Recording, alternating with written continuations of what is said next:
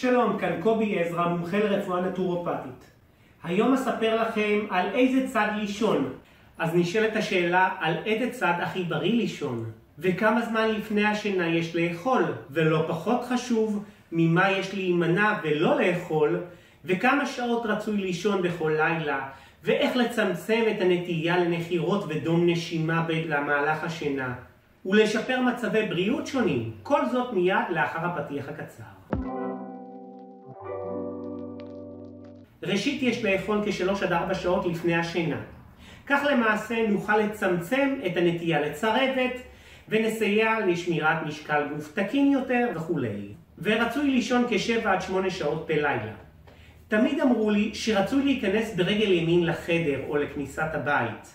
אך מומחים טוענים, וכך גם הרמב"ם, שיש לישון על צד שמאל.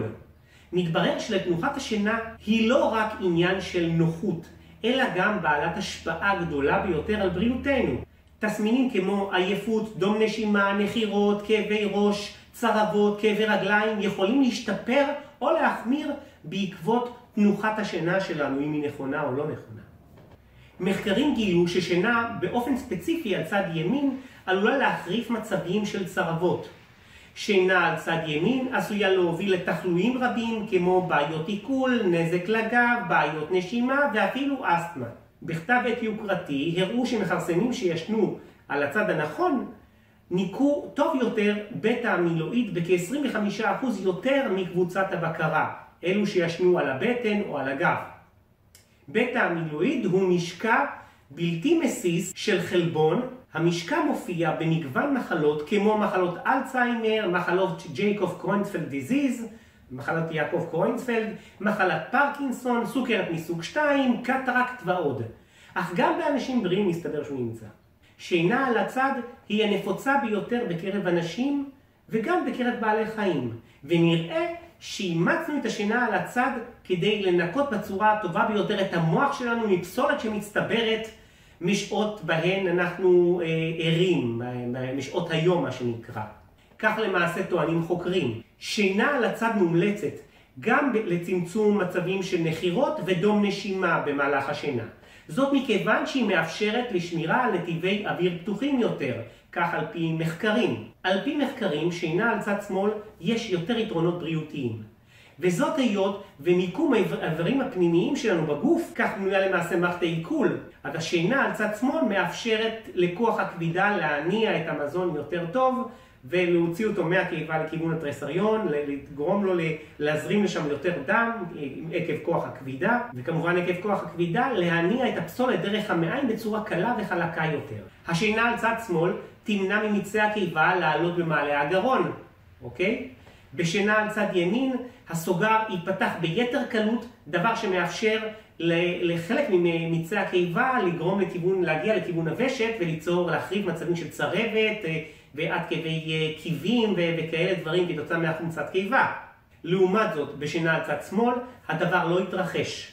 בנוסף מומלץ לקנות כריות עבות מספיק כדי לתמוך בראש כדי להניח את הראש על הכרית בצורה נוחה, שתהיה בהמשך לעמוד השדרה. כשאנחנו יושבים על הצד, אז אם לא נשים כרית, תחשבו שאני שוכב על הצד הזה, אוקיי? הראש שלי יהיה ככה, או על הצד השני, זה לא משנה. ואז כדי לתמוך בעמוד השדרה שיהיה ישר, אוקיי? אז צריך כרית שתהיה בערך בגובה הזה, ככה שלא תיתן לנו, גם אחרי שנשקע, היא תשמור על עמוד השדרה שלנו ישר.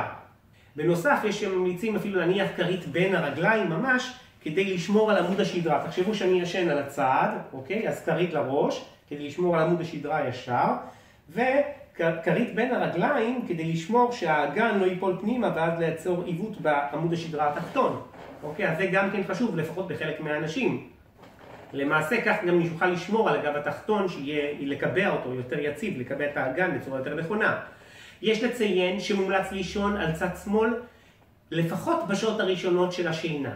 אוקיי? הרמב"ם טוען אפילו עד חצות, אבל בשעות הראשונות ככה שהאוכל יתקל בצורה טובה יותר, גם הגרביטציה שלו, כלומר כוח הכבידה, האוכל יתפנה יותר מהר, אוקיי?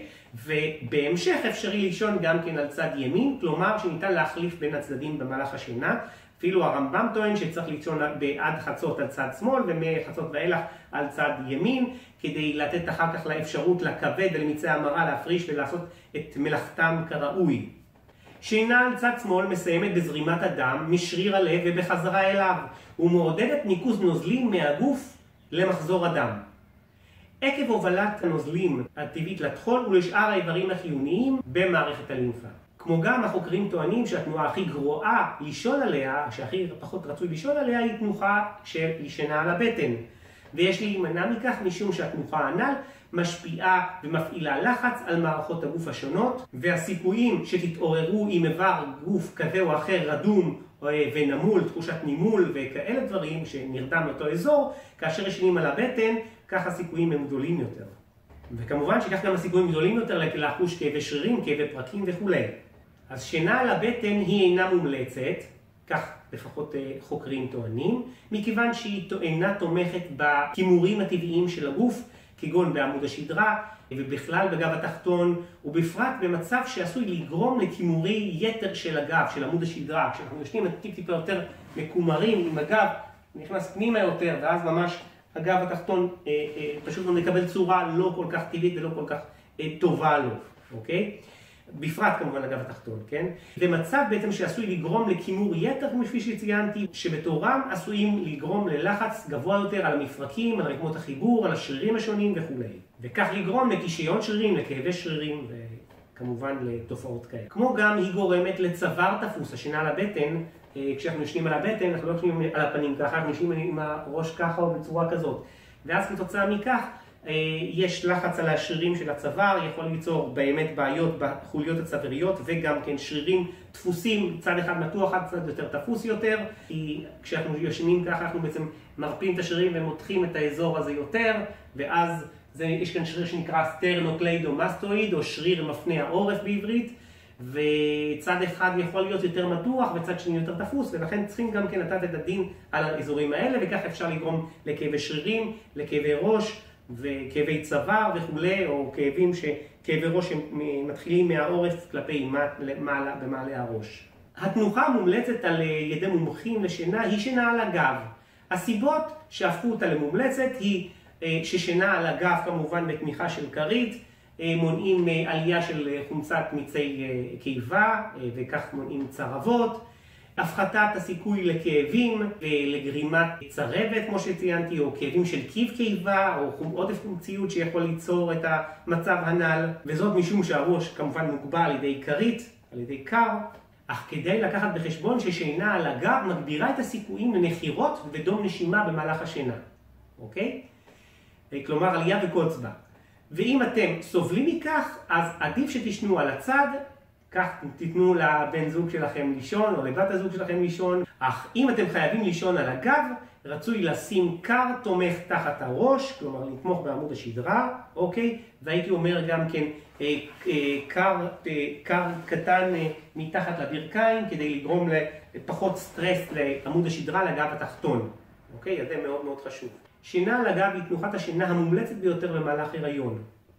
מחקר מצא שסיכוי גבוה יותר לתמותת העובר בשינה על הגב, אוקיי? כלומר, לא מומלץ לישון על הגב, המחקרים מסוימים טענו ששינה על הגב גורמת לתמותת עובר בצורה מוגברת יותר, לעומת שינה על הצד למשל.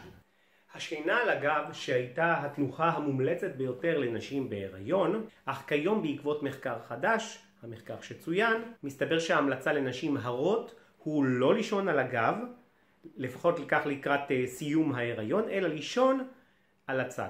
וצורת השינה המומלצת ביותר על ידי, לדעתי, היא תנוחה עוברית לרוב, אוקיי? עם כרית בין הרגליים, כלומר למנוע קריסה של האגן, כמובן קר בצד, שישמור לנו על עמוד שדרה ישר. וכשמתעוררים מהשינה, כלומר ביקיצה, רצוי להמתין כ-12 עד 20 שניות לפחות, ואז לקום מהמיטה בצורה הדרגתית, אוקיי? זאת במטרה למנוע שינויים פתאומיים בלחץ דם ובפעילות הלב, דבר שעשוי להגביר את הנטייה לאירוע מוחי, לקריאה של כלי דם במוח, לאנוריזמה, אוקיי? אנוריזמה זה כמו, תחשבו, בלון עם אזור מסוים שהוא יותר חלש ולכן הוא יותר דק שם. בספר הלכות דעת לרמב"ם, בפרקי רפואה הלכות ה' כתוב, לא יישן אדם, לא על פניו ולא על עורפו. כלומר, לא על הפנים, לא על הבטן, אוקיי? ולא על הגב, אלא על צידו. אוקיי? כבר שם ידעו שהשינה על הצד היא יותר טובה. ורצוי בתחילת הלילה על צד שמאל, אוקיי? ובסוף הלילה על צד ימין. זה מה שכתוב שם. וכנראה שכבר אז חכמים ידעו את זה. ואחרי הכל יש לציין ששעות הבוקר המוקדמות הן קריטיות מבחינת התמותה מהתקפי לב. למעשה מחקרים הראו שהתקפי לב שמתרחשים בשעות בין 6 בבוקר לשעות הצהריים, מותירים אזור פגוע נרחב יותר של רקמה מתה, של אוטם בשריר הלב, של רקמה נקרוטית, נמקית. למעשה המצב הזה הראה מצב גדול יותר, כלומר אטם או נזק גדול יותר בשריר הלב בכ-20% בקירוב, בהשוואה לאלה שחווים התקף לב שמתרחשת בכל שעה אחרת במהלך היממה. ויש לציין גם כן ששמעתי רופא קרדיולוג אחד, יהודי, שאומר שכל מי שמתפלל את התפילה שנאמרת עם השכימה בבוקר בקרב היהודים, מודה אני לפניך, מלך חי וקיים, שחזרת בי נשמתי, בחמלה רבה אמונתך, להלן 12 מילים שיש לומר אותם באופן איטי, לאט ובאמונה שלמה, ומי שעושה כך באמת חולפות כ-20 שניות. והדבר הזה מסתבר מצמצם את הנטייה לאירוע מוחי, להתקפי לב וכו'. אז גם בתורה וביהדות שלנו כנראה שידעו עוד דברים, לכן זו התפילה הראשונה שאומרים שמתעוררים מיקיצים מהשינה עצמה. אז בכדי לישון בצורה אידיאלית ואופטימלית, חוץ מתנוחת השינה, רצוי לישון שלא צופים במסכים כמו טלוויזיה, טאבלט, נייד או מחשב, לפחות לא בשעות או בשעה שלפני השינה, כלומר שצריך להימנע מהקולטנים בעין, להיחשף לאור כחול שמשבש את איכות השינה וגם את מחזור השינה. לא צריך לצרוך כמובן משקאות מעוררים כגון קפה, תה, קקאו ומשקאות מתוקים. כמובן רצוי להימנע מהם כבר בשעות הצהריים. אני הייתי אומר לאנשים להימנע מהם בכלל, אבל לא עם מי שרגיל, עד שעות הצהריים זה בסדר. היות והקפאין משבש את שלבי השינה, והוא גם מעורר מאוד, ויש כאלה שמשפיע עליהם לטווח ארוך יותר, ויש כאלה שיכולים לשתות קפה וגם לישון, אז לא אצל כולם זה עובד באותו אופן, אבל רצוי להימנע בגדול כדי לעשות שינה אופטימלית יותר. וכמובן, כפי שכבר ציינתי, יש להימנע מארוחות גדולות שמכילות בעיקר מזונות כבדים, בשרים, בעיקר בשעות הלילה והערב המאוחרות. כמו גם יש לא לאכול מאכלים עתירי שומן, ובמיוחד בשרים או שומן טרנס, שזה מומלץ להימנע ממנו בכל אופן. כמובן לא מטוגנים, לא מלוחים מדי, לא חריפים מדי. דבר שלמעשה עשוי לגרום לצרבת, אוקיי? ולצמא מוגברת, ואז שותים יותר וישנים ורוצים לקום לשירותים במהלך השינה, וזה מפריע למהלך השינה וכו'. אז זה בכללי כמובן. ועוד כמה טיפים על שינה טובה ואיכותית יותר, או טיפים למצבי בריאות ושינה. אז מומלץ לישון כשיש כאבי גב, מומלץ לישון על הגב, כאשר יש קר נוחה שכמובן תומכת בעמוד השדרה בחוליות ה-C, חוליות הצוואריות. לשים תמיכה בשני מקומות נוספים, תמיכה אחת של קר מתחת לברכיים, כדי להקל על עמוד השדרה התחתון, להרים טיפה כביכול לכופף את הברכיים טיפה, זה נותן, ותמיכה בעמוד השדרה התחתון. הדבר הזה בעצם ייתן לנו, או קר בעמוד השדרה התחתון, הדבר הזה ייתן לנו בעצם מענה להפחתת כאבי גב או להקלה על עמוד השדרה, על הסטרס של עמוד השדרה. ומה קורה כשיש כאבים בכתפיים או בכתף?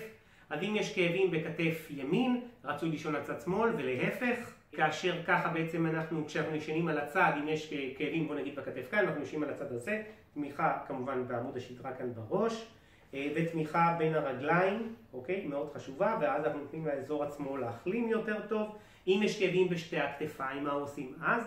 אם יש כאבים בשתי הכתפיים, מומלץ לישון על הגב כמובן, בתמיכה מיוחדת, כאילו כמו שציינתי על תמיכה על הגב, ככה להפחית את הסטרס מאזורי הכתפיים, אוקיי? זה מאוד חשוב. ומה קורה כשמקוררים, או כשיש סינוסיטיס כרונית או סינוסיטיס אקוטית?